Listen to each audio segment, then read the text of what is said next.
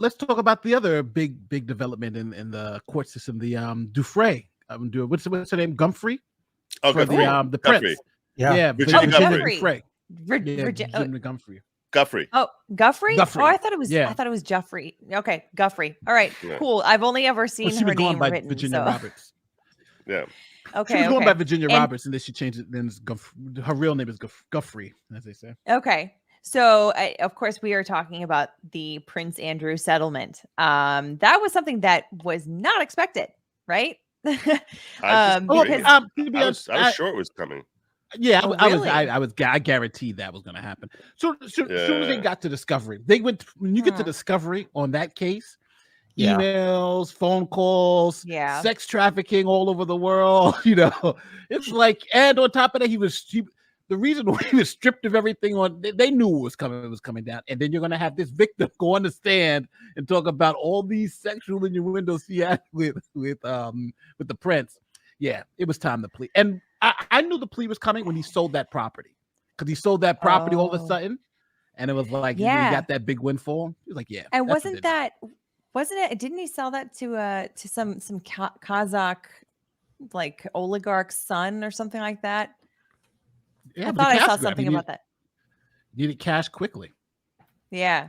And that was, I mean, both sides of that transaction were very interesting, right? Because there were renewed questions about like potential money laundering on the other side of the transaction, and like just some very, very interesting questions that sort of came up on like the speed of this sale of this property, right?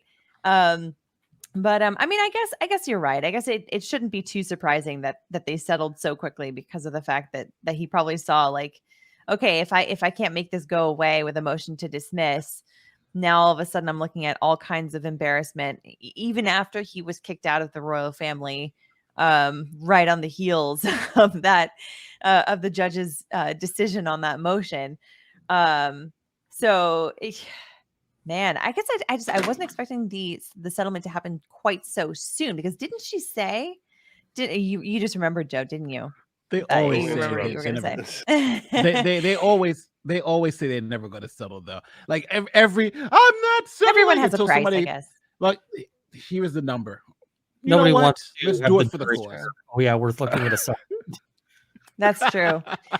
That's fair. I mean, yeah, because I mean, everyone has, and this is the thing, is like, if you're not familiar with the litigation process, if you're not familiar with court settlements, you might be thinking about like, okay, this is just jaded humans wanting money. That's really what this all comes down to. But at the end of the day, settlements really are a numbers game, because you have all kinds of things that you are looking at and you are analyzing. Number one, what are the facts in this case? Which side has more strength in this case? Are the facts more in favor of the plaintiff or the defendant here? And how well can either side prove that at trial? Number two, how far into the litigation are we? How much has already been spent, and how much do you expect to be spent to move forward? Because as soon as you get into discovery, costs go way up in any kind of litigation. And that's just dollars and cents. We're not even talking about the emotional cost of going through litigation, which, you don't really know until you've actually gone through it. And this is, I've had so many clients who have told me, like, if I had known that it was going to be this much shit to go through, I don't know that I would have filed, because I don't know that it was ultimately worth it. I've had some clients tell me that. But there's all kinds of different costs that both sides are analyzing at the same time. And it kind of just comes down to, at what point will the acceptance level be even between the two? At what point do they begin to cross over? And that's where you have your settlement number. One thing about the Virginia Giuffre, or I'm calling her Virginia Roberts because it's easier to pronounce. Okay. One thing about her lawsuit is that she's alleged that Alan Dershowitz and a whole bunch of other people were involved in this thing, right? But now that Prince Andrew's statement said that she was definitely trafficked for sex by Epstein and that type of thing. what does that do to those other cases, like against Dershowitz? Because don't forget, remember that's why Dershowitz got canned from the BBC, because he, you know, he came on as a neutral party, but then forgot to tell him, like, oh no, she's suing me for the same shit too. So, and no one thought to do their due diligence on the subject. You need to do a lot of due diligence. Everybody knew that he's being sued. The BBC did this. That's like, which is ironic because they're supposed to be the ones reporting it. Yes, that's pathetic. Oh man, yeah. So wait. So was there a statement from Prince Andrew saying yes, this all happened? Because typically when you have a settlement, there's no culpability. There's no acceptance of liability. Well, in his statement, he didn't say that he did anything wrong, right? Right. Just was like, hey, this is horrible. You know, I was associated with the guy, but he never said he did anything. But what he did say was that she was trafficked by Epstein, and and these things happened to her. Not he didn't do any of this stuff. That stuff happened to her. But that's what I'm saying. So if he's saying that she was sex trafficked and all that stuff, she named like former governors, she named billionaires, she named Dershowitz. So his statement kind of threw shade to them, saying like, yo, she was sex trafficked, and she said I was sex trafficked to have sex with these guys. Yeah, just not by me. Admissible. I don't think it's admissible in court. I'm just saying. Oh no, it would be hearsay. Yeah, it's totally hearsay. It's totally. I'm talking about the PR hit, because that's a PR hit now for them. Oh yeah. Yeah, it is. I mean, I think that the public opinions in this case, regardless of whether or not there was a settlement here, and regardless of Prince Andrew's statement, I think the PR was the PR, right? Like, people have their opinions about Epstein, about Dershowitz, about all of this stuff that is probably not going to be too terribly impacted by these more recent events. I think a lot of people kind of have formulated their opinions for the most part. That's true. So, yeah, but it'll be interesting to see what happens with that other lawsuit as well.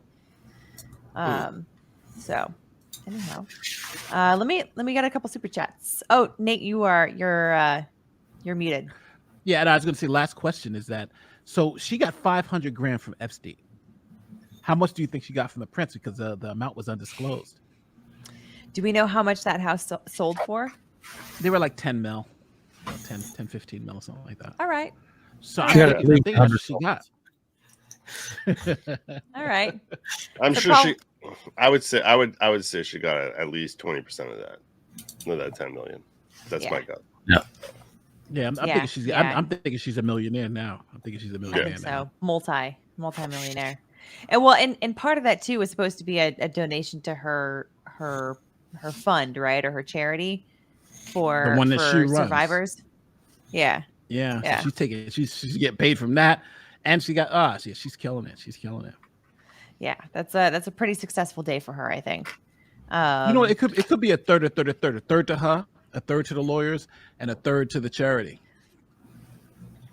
Yeah, I mean, if we're talking about looking at how a lot of these agreements tend to shake out, I mean, it depends too, right? Like if the agreement was for the attorney's fees to be paid based on time, on an hourly basis or on a contingency basis, because that's also possible for a lot of these plaintiffs' cases.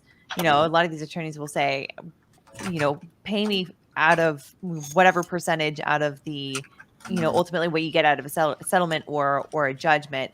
And that can change depending on the stage of litigation that you're at. Now, if a lot of these agreements will say, before we file a complaint, to send a demand letter, we'll take a certain portion, like 15, 20% or something like that.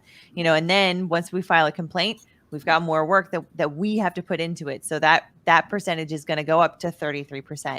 Then when we get into the discovery phase, then it's, closer to, however much, up until maybe half, depending on the state. So I would venture it's probably somewhere between 33 and 40%.